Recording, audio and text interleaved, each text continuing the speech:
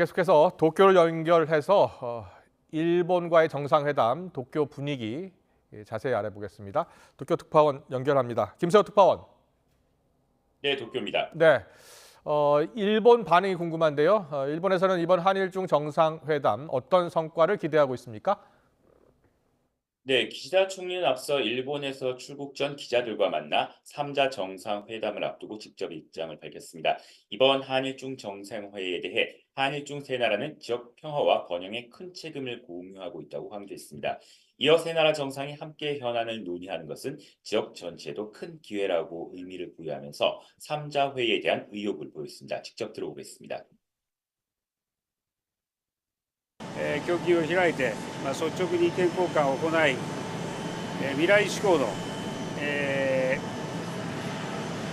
実務協力で、一致をしたいと思っています。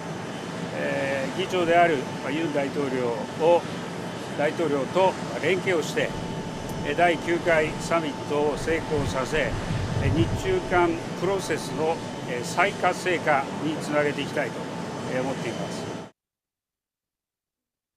일본은 이번 회의에서 경제 안보에서 아시아 지역의 안정에 초점을 맞출 것으로 보입니다.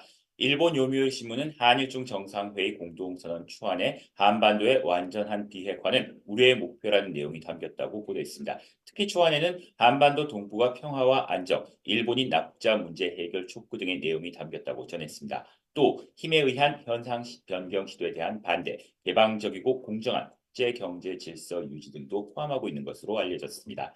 다만 중국 측이 민감해할 수 있는 내용이 포함된 만큼 한일중 정상회담을 앞두고 막판 지율이 쉽지 않다는 관측도 나오고 있습니다.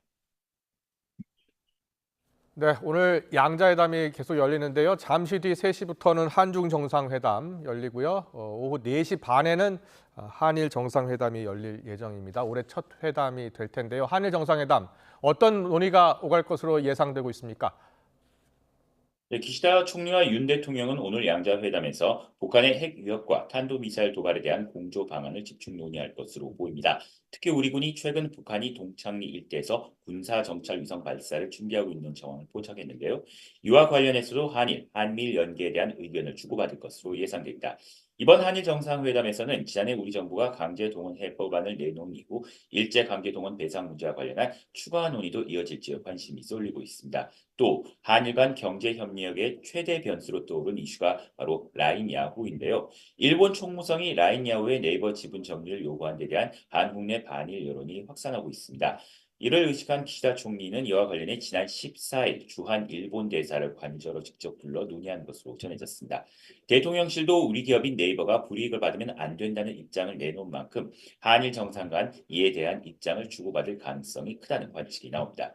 이 밖에 기시다 총리는 오늘 저녁 무렵 리창 중국 총리와 양자회담을 이어갑니다.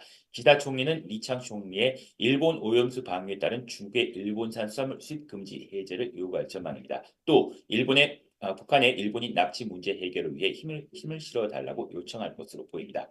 다만 중국이 타이완 해협과 일본산 수산물 수입 금지에 대한 강경한 입장을 유지하고 있는 만큼 중국이 제대로 수용할지는 미지수입니다. 지금까지 도쿄에서 전해드렸습니다.